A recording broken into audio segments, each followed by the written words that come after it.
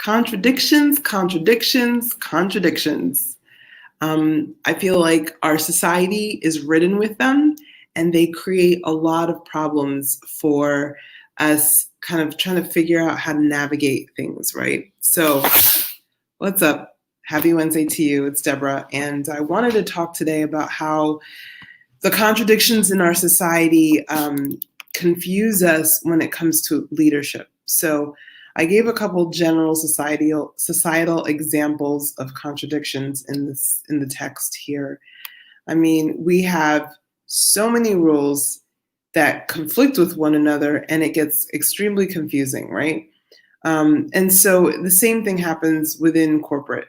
I mean, there's so many rules. And even when you're outside of corporate and you're doing your own thing with a small business and you have a team where you have all the autonomy that you need, it can absolutely feel daunting and overwhelming to be able to create the environment, the team that you can see and you can envision, because there's so many places where you can get stuck, frustrated, confused, and then you're just you, right? You're human. You're not perfect. You have mistakes. You have flaws. You have things that don't always work the way that you would like them to. You have things that you sometimes get frustrated with yourself about, let alone anyone else, right? I mean, that's all of us. So how do we navigate being ourselves, leading a team and having a vision that's a really high standard and not get completely bogged down with either trying to follow other people's systems or just trying to follow any system, which there's always going to be times when it works and when it doesn't. I don't care what system it is, right? So how do we deal with this? Well, I wanted to give you a framework to use that's going to make things a lot easier for you in your leadership. And that is the framework of a family, right? So family, usually different ages, different experience levels, different personalities, different everything. And, you're thrown into this life of trying to figure out day to day what's going on. And, at its best, we don't always see family at its best, unfortunately, but at its best, family is really a symbol of unconditional positive regard and support. It's a place where when all else fails, you go to family, right? Whether it's even family that have moved on or you've moved out or they've moved out. Still, when times get rough, we lean on our family if it's working the way that it should, right? So we want to take that same simple analogy of something that everyone can relate to in some form and apply it to business and apply it to your team. How do you create a family from your team? And how do you see your team as a family so that you stop trying to be this perfect leader, this exemplary leader, and instead you just show up as yourself and you have the ability to trust that each member of the team will support in the best way imaginable? Like, how do you create that? Well, it's a quick recap of what we've already discussed. Some of the things that we've mentioned are really important here. First of all, it's just modeling humility, modeling transparency, modeling integrity. When we model those things, doesn't mean we're perfect, but when we model that that's how we show up as a leader, the beauty is then that's how others show up as well, because they're just kind of going to go along because that's just the easiest thing to do. For humans, it's easier to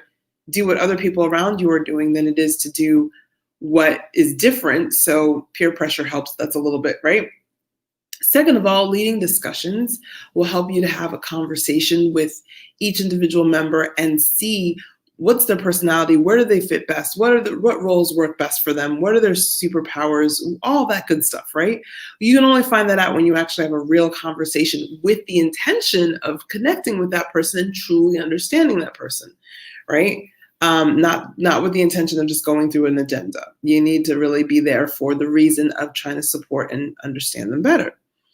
Third thing is to call on your tribe, which is really to make sure that your core values, your team's core values, your company core values are showing up in your day-to-day activities. Because if they're not, then it's going to be hard for them to take anything you say seriously. I mean, that's just how it is, right? So it's kind of like an extension of being a model, is that you want to make sure that your practices are lining up. And there's really simple ways to check that. And there are lots of great tools out there to check those kinds of things. If you're looking for some tools, by the way, for those things, just let me know. I'm happy to share in the comments. There's tons of great resources.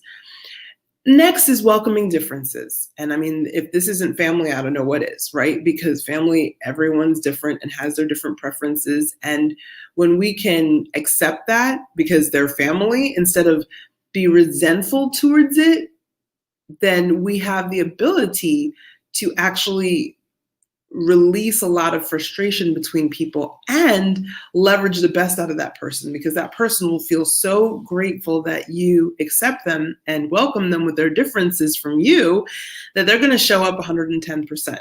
And that's going to happen. That's going to be really helpful for when you get to this place. Synergy, we talked about practicing synergy, practicing seeing everyone as a superstar and collaborating instead of seeing it as like a hierarchy. Now that one isn't necessarily so much a family thing. That most people's families are set up in a hierarchical situation as well, but it's definitely something in general that families can co-create together some pretty amazing things. When, like, let's say, for example, they're doing a family team race, which is why those kinds of things are always so cool and why team building exercises are awesome. But it's just unfortunate that people don't actually extract the deeper lesson and use that. And sometimes it can only, it's like a temporary effect and then they go back to normal. Whereas what you want to have is like the deeper understanding of why that team building exercise actually worked, right? And that was because everyone had to kind of like chip in to make this thing happen. And everyone had to kind of like bring their best because no one really knew what exactly it was that was needed until they made it work, right? So it's kind of like a create as you go, build the plane as you're flying it kind of situation.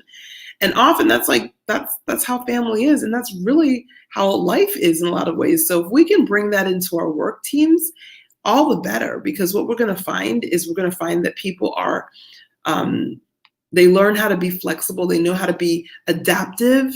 They know how to be resilient and resourceful, and that all of that leads to a sense of safety at work. And really what creating a family is about safety.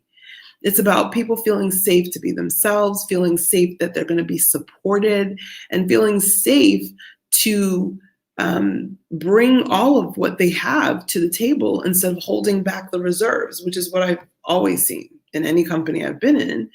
In corporate, that's what I've seen.